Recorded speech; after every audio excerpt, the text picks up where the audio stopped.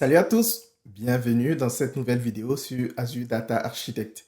Si vous utilisez Azure DevOps ou GitHub Actions pour déployer vos ressources sur Azure, vous connaissez probablement ce moment où vos pipelines arrêtent de fonctionner parce que le secret ou certificat du service principal utilisé pour l'authentification a expiré.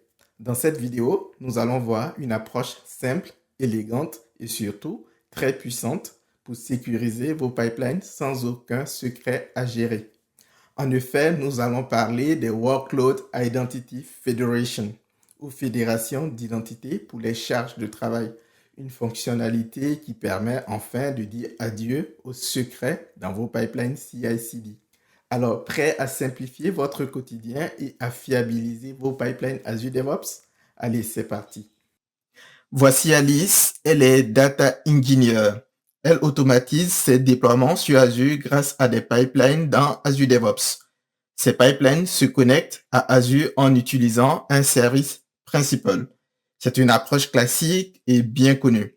Mais il y a un hic. Le service principal s'authentifie grâce à un secret. Et ce secret expire.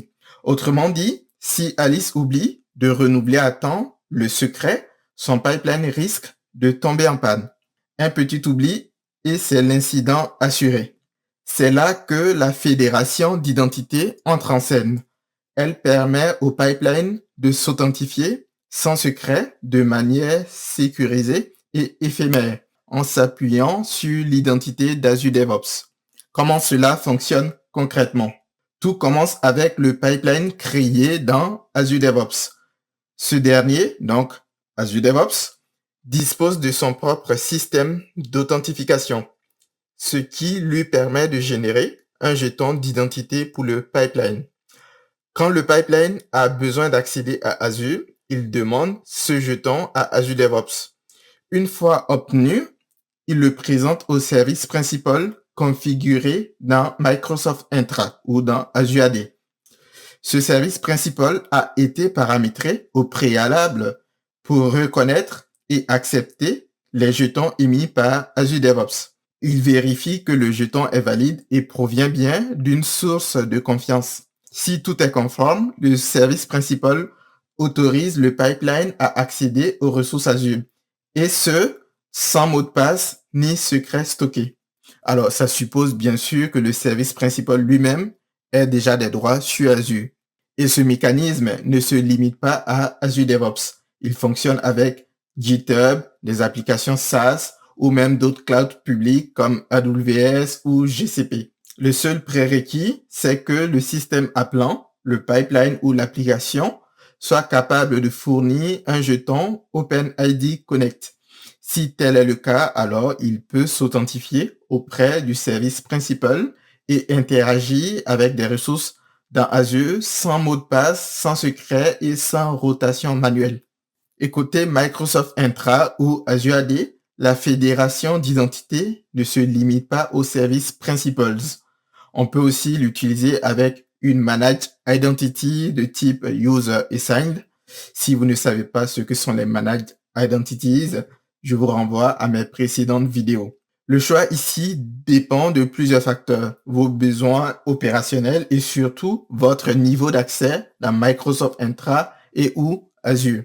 Dans la suite de la vidéo, je pars du principe que vous connaissez Azure DevOps et que vous savez déjà créer des pipelines de déploiement. Si ce n'est pas le cas, dites-moi en commentaire si vous voulez que je fasse des vidéos sur le sujet. Je suis donc ici dans Azure DevOps et je vais utiliser la fédération d'identité dans un pipeline pour créer un ressource group sur Azure.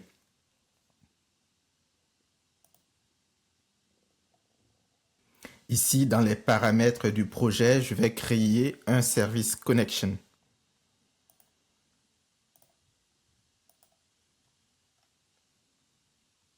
Dans type d'identité, je vais choisir App Registration, donc service principal, mais en mode manuel. Car dans le mode automatique, c'est Azure DevOps qui crée automatiquement le service principal dans Azure AD, lui affecte les droits nécessaires, avec en général un nom qui n'est pas user-friendly. Et donc pour cette raison, je n'aime pas trop utiliser le mode automatique. Et puis, ça permettra, en plus de vous montrer toutes les étapes de configuration du service principal. Ici, dans Credential, j'ai deux possibilités. J'ai Workload Identity, Federation ou Secret. Donc, Secret, c'est le mode habituel. On utilise le Client Secret ou le mot de passe du service principal. Mais c'est ce qu'on veut éviter ici. Donc, je vais choisir Workload Identity Federation.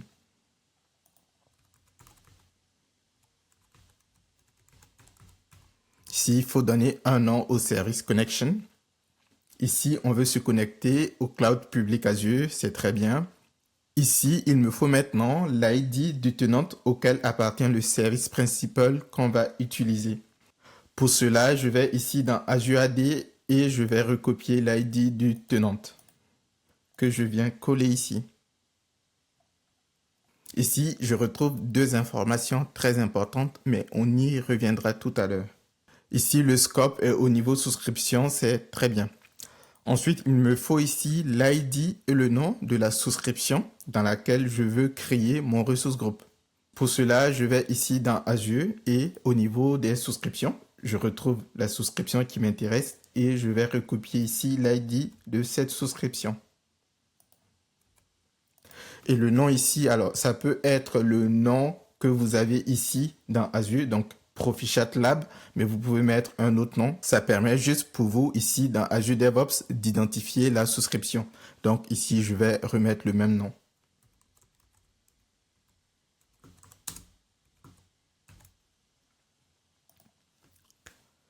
Maintenant, il me faut l'ID du service principal, donc le Client ID.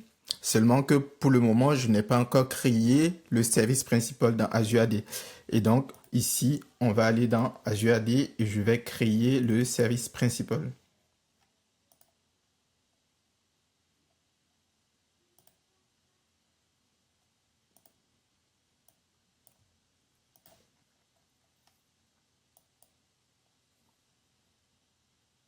Et donc ici, maintenant, je peux recopier le Client ID. Ensuite, j'ai dit qu'on reviendrait sur ces deux informations. On va lier ces deux informations au service principal qui a été créé. Et donc ici, dans Azure DevOps, au niveau du service principal, on va aller dans Certificat et secret.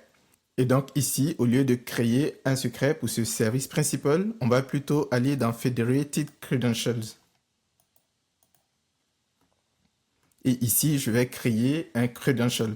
Alors, il y a plusieurs scénarios dans lesquels on peut utiliser la fédération d'identité. Par exemple, si vous travaillez avec GitHub Actions, Kubernetes. Dans notre cas, on veut travailler avec Azure DevOps, qui, pour une raison que j'ignore, n'est pas listé ici. Donc, on va choisir autre.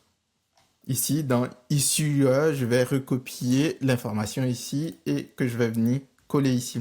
Ensuite, il me faut ici la valeur qu'on va venir retrouver ici.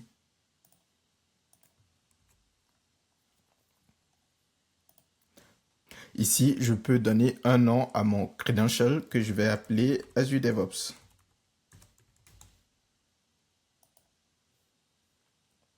Le credential est maintenant créé, c'est-à-dire que notre service connection dans Azure DevOps est maintenant lié à notre service principal dans Azure AD. Si je teste la connexion, on voit bien que ça ne fonctionne pas. Pourquoi? Parce que le service principal doit créer des ressources dans Azure, donc dans une souscription Azure, mais le service principal n'a pas de droit sur la souscription. Je vais donc aller ici au niveau de la souscription et dans Access Control, je vais donner le rôle de contributeur à mon service principal.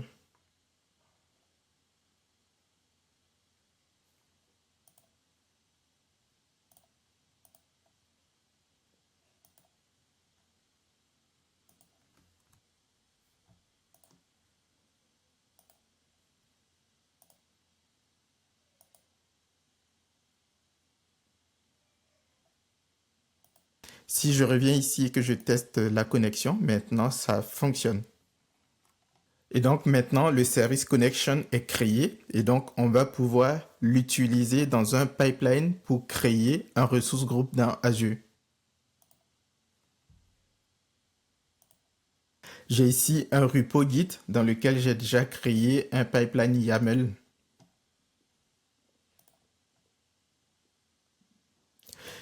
Ici, je vais l'éditer et je vais ajouter le service connection qu'on vient de créer. Alors, ce pipeline, il est très simple. Il ne fait rien d'autre que de créer un ressource groupe sur Azure.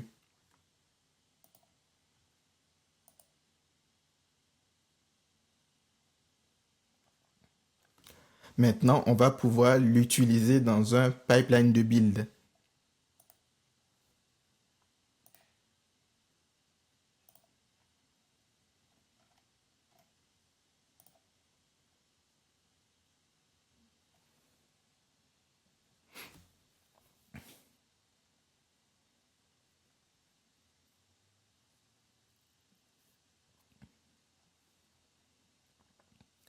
Voilà, c'est terminé. Le pipeline s'est exécuté normalement. Et donc, si je reviens ici et que je vais dans les ressources groupes, je devrais retrouver mon nouveau ressource groupe. Et c'est bien le cas. Vous voyez ici, j'ai mis des tags. On voit bien que ça a été créé par Azure DevOps. Comme je l'ai expliqué précédemment, on peut aussi utiliser la fédération d'identité avec une identité managée de type user assigned. Et donc pour cela, je vais dans l'identité managée. Puis ici, dans Federated Credentials, je retrouve ici les mêmes informations que celles qui ont été renseignées tout à l'heure pour le service principal. Et donc, dans la création de mon service connection dans Azure DevOps, au lieu de l'app registration, j'aurais pu utiliser une managed identity. Et donc ici, tout va dépendre de vos cas d'utilisation et surtout de vos accès dans Azure AD ou dans Azure. Peut-être qu'il est plus facile pour vous de créer une identité managée dans Azure que de créer un service principal dans Azure AD. Voilà, c'est la fin de cette vidéo.